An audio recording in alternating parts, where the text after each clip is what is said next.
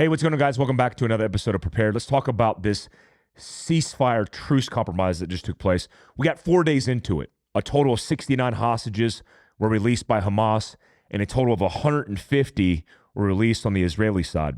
Now, a lot of people have confused, especially in the corporate media, the confusion of whether or not these hostages on the Israeli side were innocent children as proposed, or were they terrorists? Well, here's the bottom line. All of them were being held in prisons in Israel from everything from violent acts and bombing, Molotov cocktail, rocks, even blowing themselves up in attempted vehicle-borne IEDs, suicide bombings, made famous. This one woman who did this, who was burned over the majority of her body. And as these people were released, because they were literally criminals, I mean, young men as young as 13 stabbing innocent children to death, they were released in exchange for hostages that were taken by terrorists. One of the young hostages was 4 years old, an American citizen whose family, including mother and father, were massacred. The father's last act of being a good dad was protecting and shielding his young daughter. She came crawling out from his dead body because he did shield her and was taken captive by Hamas, a terrorist organization. So let's not confuse that. Let's be very clear about that. Also, many of the released on the Israeli side immediately swore allegiance to Hamas in killing Israelis. So we have that as well. I don't understand the international community, but we live in bizarro world. This is not new to us. But I want to speak truth because that's the truth. No matter how you feel about the circumstance of the Palestinians' oppression, if you think the Israelis are Zionists, whatever you think, the reality is they weren't exchanging hostages for hostages. They were exchanging prisoners, terrorists, for innocent hostages. Also, it would be noted that 14,000 civilians on the Palestinian side have been killed. I don't believe that number. I don't believe it's 14,000. As I talked about before, 500 of that total 14,000 were proposed by Hamas in this hospital bombing that actually was a stray rocket from the Islamic jihadist organization that accidentally launched and lobbed a rocket into a parking lot. And we're still counting that as part of the 500 to the 14,000 total. Have many Palestinian innocent civilians been killed? Absolutely. That's also what happens when you hide behind civilians when you're Hamas, when you use every single opportunity to hide in civilian populations, including hospitals, schools. It's been seen on national media in Israel, as reported by the IDF, of these hospitals, these underground tunnels that were literally built by Israelis. The Israelis came out and said this in a press conference. They built some of these tunnels underneath these hospitals. And these have been utilized by Hamas as command and coordination centers. There's weapons, there's RPGs, there's explosives that are literally being found in the hospital, and there's still corporate media who's denying this. I just saw a United Nations brief before I walked in here that was talking about the situation, literally calling the Israeli offensive a Zionist movement, calling them murderers, and saying they were violating international law. I don't know if that's true, but it seems to me that if you're a terrorist and you're hiding in a hospital, in a school, in a residential building, that's actually violating international law. But again, the United Nations have not come out and condemned Hamas at all whatsoever. Now, the complexity of that problem, as I propose it, is not just your opinion on whose team you're on. The reason I say this from both sides is because, one, it's going to affect our relationship with the world. Right now, foreign policy isn't our strong suit. I don't think anything is our strong suit. $100 of groceries in 2020 now cost you $120 because every single aspect of your life is more expensive. While you have the press secretary at the administration literally lying to the American people, saying the economy is is on the up and up, and everything is chipper and dandy. I don't even know what the hell that means. I just made that up. I think that's an old school term for like just doing well. But it's like we're not doing well. Let's just put that out there. We're not doing well, and especially in foreign policy. So if we're the only country supporting Israel in this endeavor, we can't get to a two-state solution. How does this unfold? How does this unravel? My personal opinion is this. This isn't 1,000 years ago. This isn't barbarian tactics from savages from foreign lands. This is like modern societies going to war and murdering each other.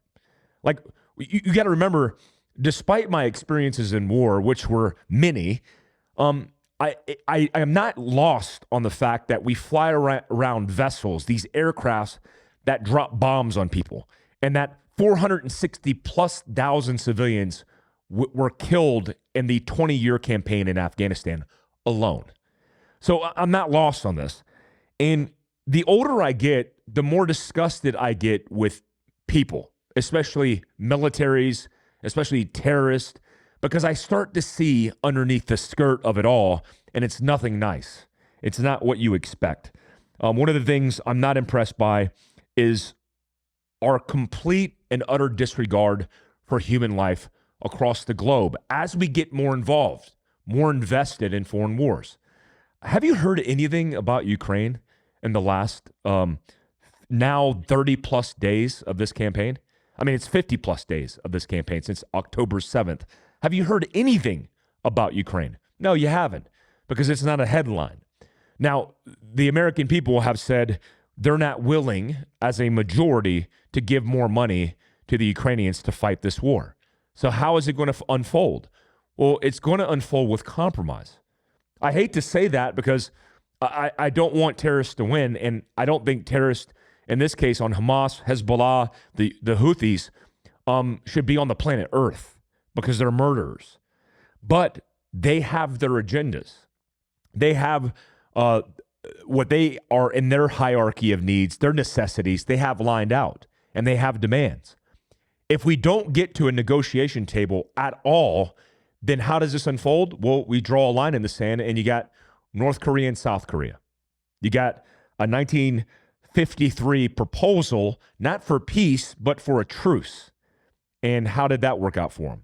I mean, Gaza, in the middle of Israel, was definitely not a free state.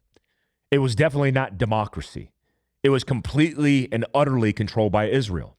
And so the question is, are we breeding terrorism? I did a post yesterday. I felt compelled, especially in this situation with all these people dying, especially young children. It really bothers me. You know, men killing men for whatever their agendas are, I don't really care. I honestly could give a shit.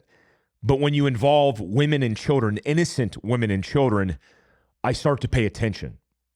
And one of the things I realized in war, and specifically killing bad guys on target, I started to realize the effect it was having on the people that were around me. Not the operators per se, but the civilian population. I remember very specifically many instances of young boys, especially young boys, watching their fathers get gunned down. And you could exercise this scenario or example on both sides of the fence. I've also seen it on the American side. I've seen it on the Iraqi side, where I've lost Iraqi men fighting side by side. And you see how that affects their families. But what happens when you go after a terrorist? And he's a terrorist because he's been targeted. He did something specific. He was a facilitator, an enabler. He was actually the guy that pulled the trigger. And then you take him out. Well, you have collateral damage, not just physical and tangible collateral damage, but the witnesses to that. And so that same terrorist is somebody's father, somebody's brother, somebody's husband. And then those people who witnessed that, what do you think they're going to grow up to be? I mean, can you imagine a foreign country inside of our country?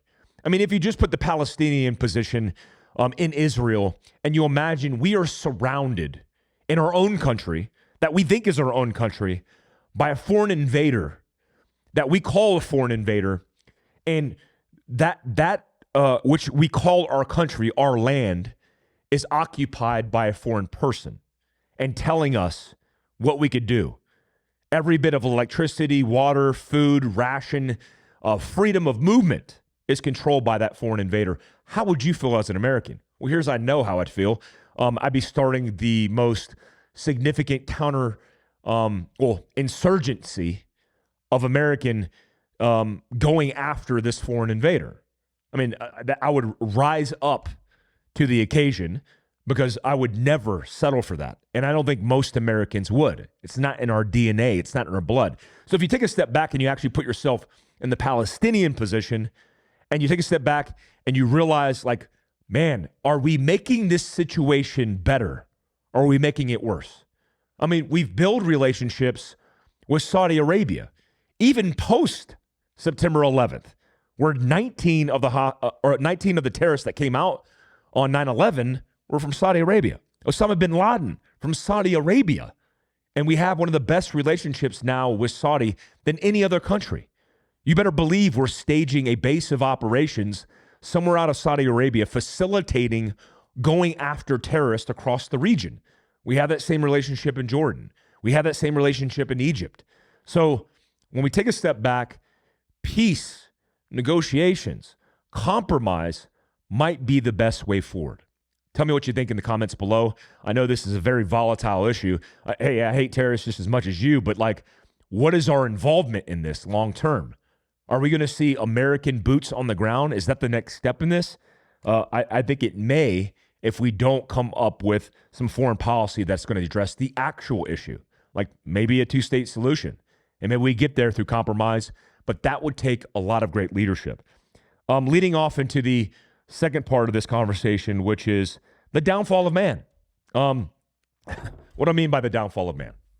Well, it's a complicated topic, but I think you know what I'm talking about. You see it. You feel it. I think 75% of everybody who watches me are men, and they're in my age demographic. When you look at fentanyl overdoses killing, the leading cause of death, by the way, between the ages of 18 and 45-ish, 110,000 Americans died last year of fentanyl overdoses, period. I mean, it was drug overdoses, but 90+% of that is fentanyl. When you look at this with the suicide rates that are astronomically through the roof, where you're looking at 50,000 Americans last year taking their own lives. That's actually a hike over the year before by a couple percent. And when you look at men's position in, for example, suicide, we have a 4x over women killing ourselves. Cardiovascular disease, the leading cause of death for men at 800,000 Americans per year. Overwhelmingly, the majority of that is men. Then we have other elements like violent acts, criminal behavior. Look at the prison system, for example, and the overwhelming majority of that is men. If you look at the savagery taking place worldwide by terrorists, by jihadists, by name the bad actor, it's men. So what the hell is the issue? Well, there's many issues. Some of the focuses of my content this week and next week will be on this exact topic, which I profoundly relate to a few things that are going on in our society. Tomorrow, I'll be talking to Kyle Thompson, who runs Undaunted Life. And when we talk about Kyle, for example, he's faith-based. And he talks about his principles and his values, mentoring young men especially, and it comes from his Christian background. So one of the first elements that I talk about in this is faith. Why is faith important? Well, it's very important because it gives us a better understanding of our position in a big universe, right? When you don't have that position, you don't have a task organization of the hierarchy and your position in it, then you're lost. I mean, that's how it works. You're just lost. When you don't have something bigger than yourself to believe in, then you're lost. Or you get arrogant, you get selfish, and you get lost in it post that experience, which is typically a bad one, okay? And I'm not saying like you have to be a Christian to be a good man, But I would say you have to be a man of faith and believing in something bigger than yourself. And that position kind of gives you a little bit of settling of your ego, realizing, man, the world doesn't revolve around you. There's a bigger picture. I don't care how you get there. Read the Bible, go to church, triple on mushrooms, whatever you're into. But profoundly, the way I've gotten there is realizing, man, this isn't the end of the story. This is only the beginning. And to think, it's like the comedian who talks about atheists versus Christians. So my position is I believe in something, Christian, non-denominational. I just don't subscribe or prescribe to all the men's tactics and techniques of getting there. I choose to find my own path to God, one God, right? And then the argument to that as an atheist is I believe in nothing. So you believe that this all happened because of nothing? Like, believe in something, ultimately, is what I'm saying. The second component to that is purpose. This Friday afternoon, I'm talking to Jeff Teagues, a former troop commander in Special Operations Command at a special missions unit. And he wrote a new book. And we're going to talk about that book, but we're going to talk about his mentorship of young men. He's also faith-based, but he also profoundly mentors men to find purpose in their life. Some of that purpose is found in faith, but I think the absence of purpose is the problem. This weekend, for example, I have a special operations prep course. Right now, the retention numbers in the U.S. military are its lowest levels since World War II. The lowest levels. Morale is probably at the lowest levels that we've ever seen because we have woke ideologies, we have our priorities out of whack, we have bad leadership in a military-industrial complex, and we don't have a lot of good leaders standing up and taking care of the guys. So when we do this special operations prep course this weekend, we don't have a lot of guys signed up. And 3 years ago, when morale was high, when we had a pretty decent leadership in the White House, there was that profound purpose being executed and emulated by young men. But without that opportunity to serve, what are you doing for yourself? And so, what is your purpose? I would ask you, man to man, ask yourself what your purpose is and say it out loud. What's your purpose? Most men who lack purpose seek other types of purpose and alternative means. And they do so in drugs, in sex, in radical behavior, right? They do so driving motorcycles 120 miles an hour, hopped up on meth, because they're looking to feel like they have profound purpose. You don't need to get high when you find purpose. You actually are high because you're high on life. My purpose as a young man was serving the country. When 9/11 happened, I had a very profound inclination in me to fight, and that was my purpose. When that war ended, I kind of transitioned that purpose into Fieldcraft Survival and teaching people how to be better prepared. This show, Prepared, my show, Mike Force, gives me very profound purpose because it allows me to talk about these issues that I think are important to people and provide that value for you. It's reciprocal. You give me a feedback loop. I give you some feedback. You give me some feedback, and it provides that purpose. Do that and find that in your own way. You don't have to be a member of special operations. You don't have to be a law enforcement officer. You don't have to be a first responder. You could be a teacher. You could be a good father. Lastly, let's talk about relationships. You know, a lot of the way I grew up was you have to get it out of your system. Be that single guy because you don't want to get bogged down by some gal. You don't want to have to start a family and plant roots because you need to get all of your wild stuff out of the way. Except that does nothing for you. Like, name any successful single dudes that you know and where they're at in life. Most of the most successful human beings I know have good family situations, good friendships that are long lasting, and they're happy at their core. So this concept of you trying to stay single because you think it's going to benefit you in the long run, it's not. It's not. In fact, The lowest of my lows were when I was single, when I had nobody in my life. Whether it was because I was thinking I was going to affect somebody in a negative way, or because, I don't know, I didn't want to involve anybody in my shenanigans. How about you just don't do shenanigans and you settle down, because that's the ultimate goal and objective. You know, I get very confused over this argument and this debate about whether or not family units are important. Like a family unit, your husband or your wife and your family, your kids. It is the utmost importance. I knew that when I broke apart from my first relationship and split my child's life with me in half because of really our decisions as a couple. So I grew up in that environment, in a broken home, going back and forth and not even realizing in that scenario until I learned the hard lesson myself. If you have an interpersonal and solid relationship with your spouse, or the person that you love, you have to realize that's the staple and foundation for everything that's going to be successful in your life, especially if you can hold it together.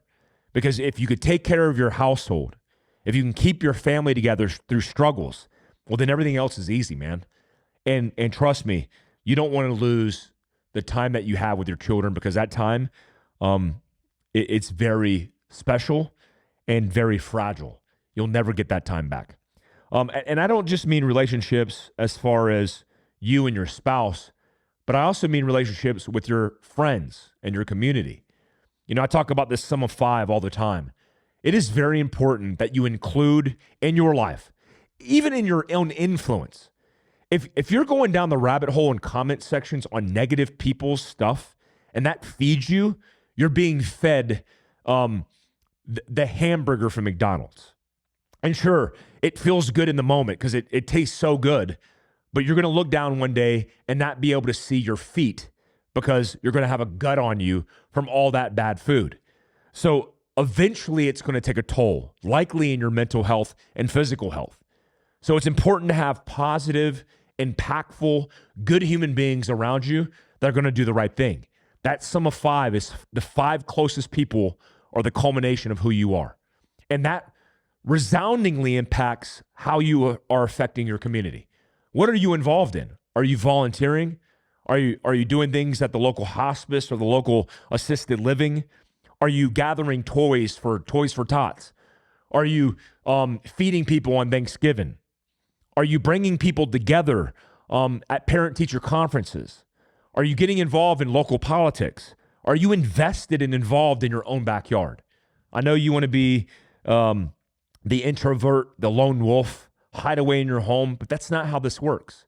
If you want to live that purpose, part of that is being tethered to good relationships. It's the number one way that you're going to actually improve your health, well-being, and your long, long life.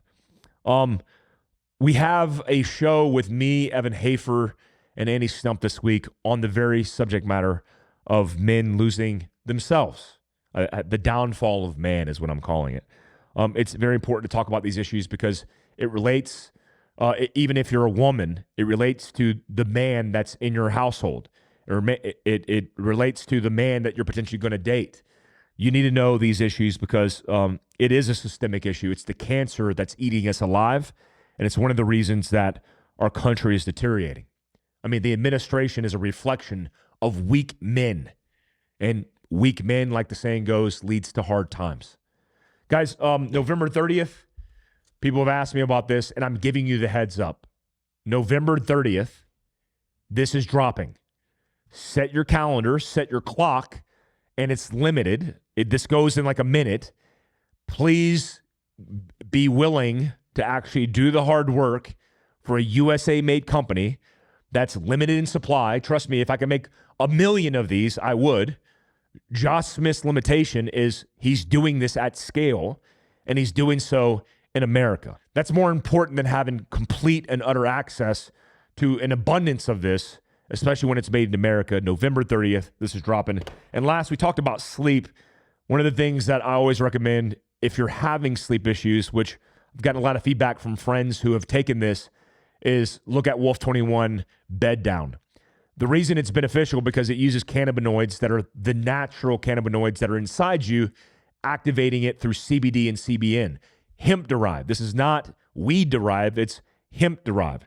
And this product is helping me every single night, because I take it every single night, getting a good night's rest. The first time that I actually had a good night's rest was with the combination of CBD and CBN. It could change your life. It certainly has changed my life. That's why I started the company, the Wolf 21. You can see links down below.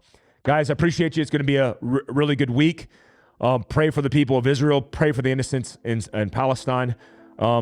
Looking forward to the Kyle Thompson Mike Force podcast. You can see that on my channel on Mike Force. Make sure you're subscribed, hit the notification tab.